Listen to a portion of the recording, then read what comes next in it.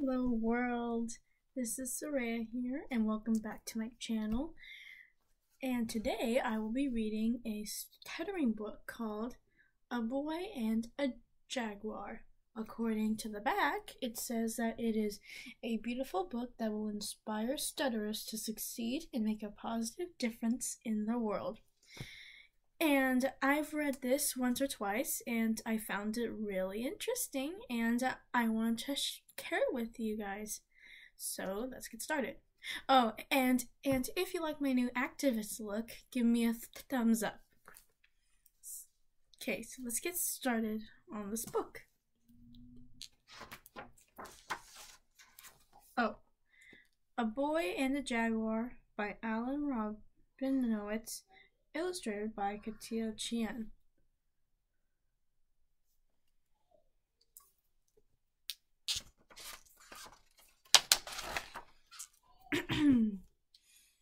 I'm standing in the great cat house at the Bronx Zoo. Why is this jaguar kept in a bare room? I wonder. I lean toward my favorite animal and whisper to her. What are you doing? My father asks. Oh, and I forgot to tell you, this is a true story. Isn't that nice? Okay. I try to explain, but my mouth freezes, just as I knew it would. I am a stutterer. I try to push words out. My head and body shake uncontrollably. The teachers at school put me in class for disturbed children. He's not disturbed, my parents say. We're sorry, the teachers answer, but whenever he tries to speak, he disrupts the class. The teachers think I am broken. Am I?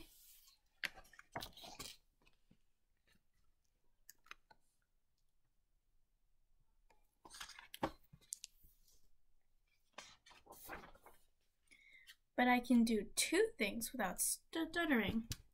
One is sing, only I can't sing well, and the other is talk to animals.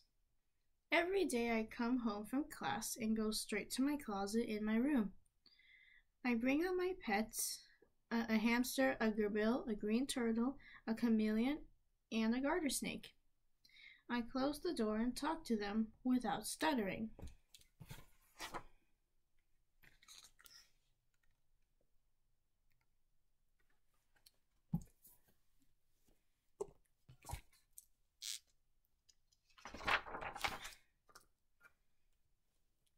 I tell them my dreams.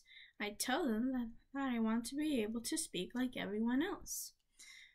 I know that my pets listen and understand. Animals can't get the words out, just as I can't get the words out.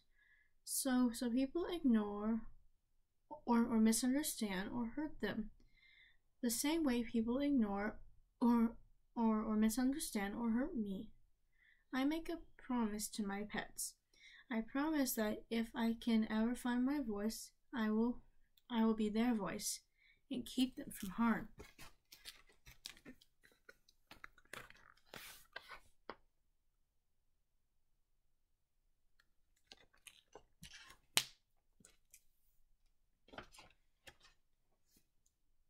My parents keep trying to help me.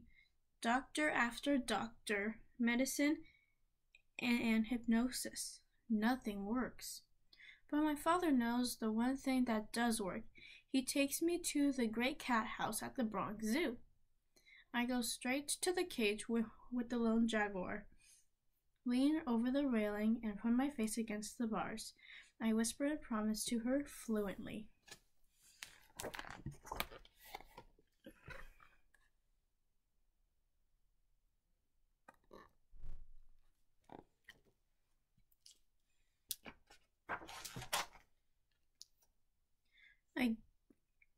I get through school by learning tricks that stutterers learn.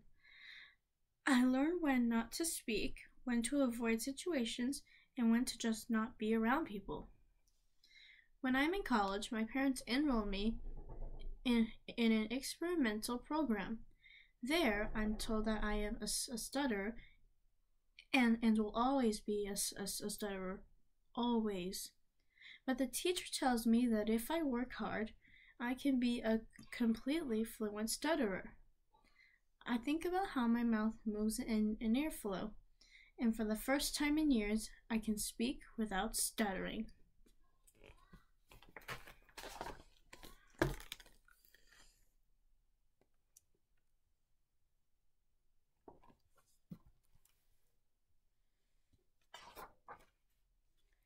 I can speak, but nothing has changed on the inside. I still feel broken.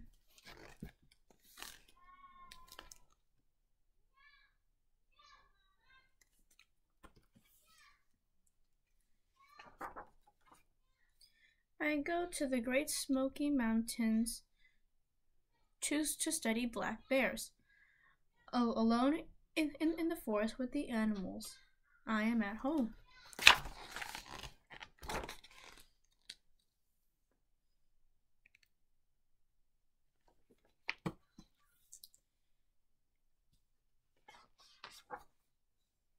Later, in Belize, I am the first person to study jaguars.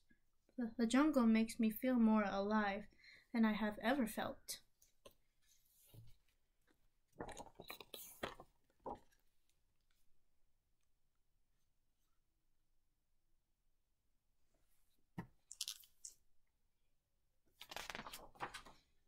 I learned how to follow and capture jaguars for study.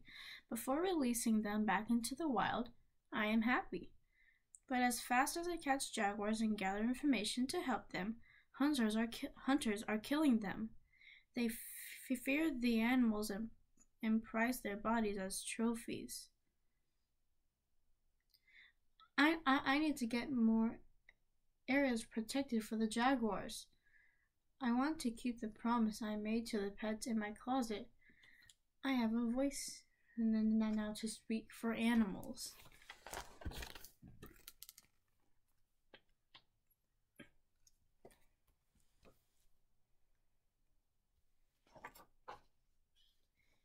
In the capital city of Belize, in the office of the Prime Minister, I am given 15 minutes to make my case. 15 minutes. I can't stutter and distract from my message. I have to convince one of the poorest countries in Central America. No protected areas in the entire country that it was to save jaguars. Excuse me.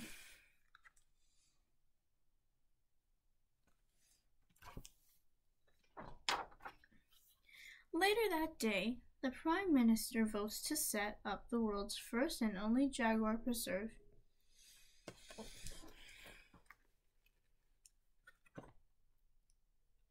A lot of jaguars. Back in the jungle, I know all the jaguars in the study area from their tracks, but one day I come across a completely new track, the biggest male jaguar tracks I have ever seen. I follow the prints for hours, not wanting to be caught in the jungle at night without a flashlight. I turn around to go back to camp. Then right there behind me is the jaguar. He must have been following me.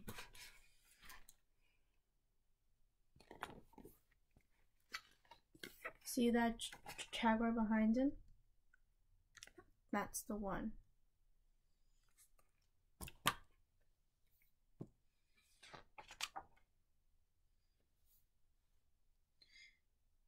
I know I should have felt frightened, but I squat down and look into the jaguar's eyes, just as I had with the saddled female at the Bronx Zoo. But this animal isn't sad. In this animal's eyes are strength and power and sureness of purpose. Let me take these off really quick.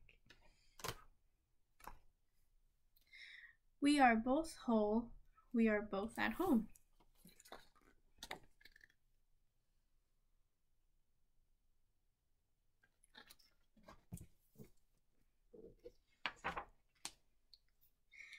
I leaned toward him a little, the way I had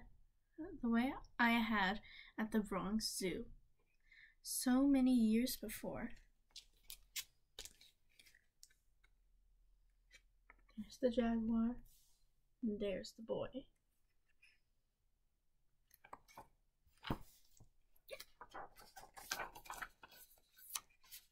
Thank you, I whisper.